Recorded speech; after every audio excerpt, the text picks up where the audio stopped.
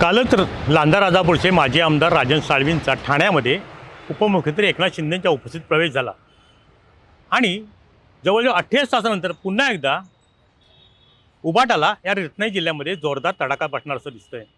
कारण उद्या 15 फेब्रुवारी राज्याचे उपमुख्यमंत्री एकनाथजी शिंदे साहेबांच्या उपस्थितीत उद्या रत्नागिरीच्या चंपक मैदानावरती एक मोठा मेगा पक्षप्रवेश होणार आहे।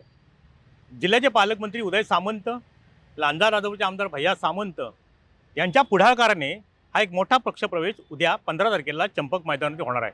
प्रवेश कोणाला होणार आहेत तर माजी आमदार सुभाष बने, माजी आमदार गणपत कदम, माजी जिपा अध्यक्ष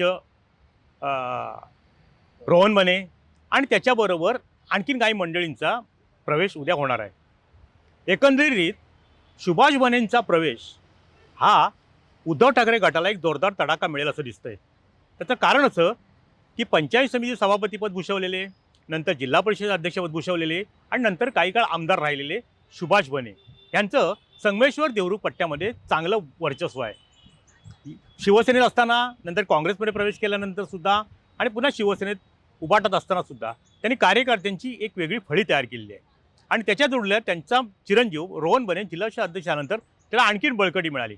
पण उद्याच्या सुभाष बनेंच्या प्रवेशामुळे उभाटाला जोरदार धक्का बसणार।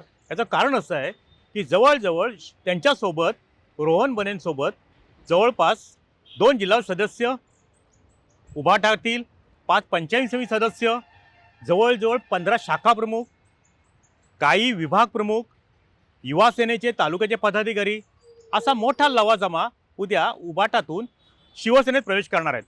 त्यामुळे सुभाष बने माजी आमदार यांच्या नेतृत्वाखाली त्यांच्या पुढाकाराने ते सर्वजण शिवसेनेत येणार आहेत। त्याची राजकीय गणितं पाहिली तर जवळजवळ संगमेश्वरमध्ये 1,30,000चं मतदान आहे। मध्यंतरीच्या विधानसभा निवडणुकीत शेखर निकमांना साधारणपणे 11,000चं मताधिक्य मिळालं। पण एकंदरीत आत्ताचा विचार केला तर माजी आमदार सुभाष बनेंचे वर्चस्व किंवा संबंध नुसत्या देवरुख किंवा संगमेश्वरचा मर्यादित नाही आहे, दाभोळ्यात पण आहे, काही ठिकाणी खाडीपट्ट्यात सुद्धा आहे।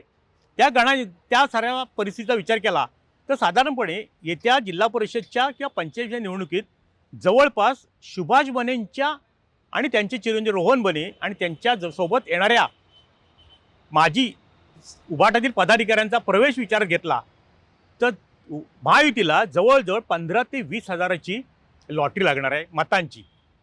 त्यामुळे एवढ्या मोठ्या प्रमाणामध्ये मतदान ट्रान्सफर होणार आहे किंवा मतदानाची टक्केवारी महायुतीतली वाढणार आहे।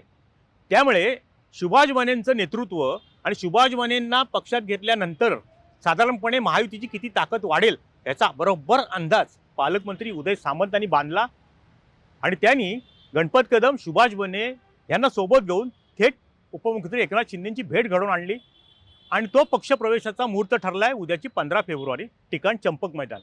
एकंदरीत सारासार विचार केला तर आजपर्यंत झालेल्या पक्षप्रवेशांचा विचार केला तर उद्याचा सुभाष बनेंचा हा पक्षप्रवेश शिवसेनेतील उभाटाला संगमेश्वर पट्ट्यात जोरदार दणका देणार एवढं मात्र निश्चित।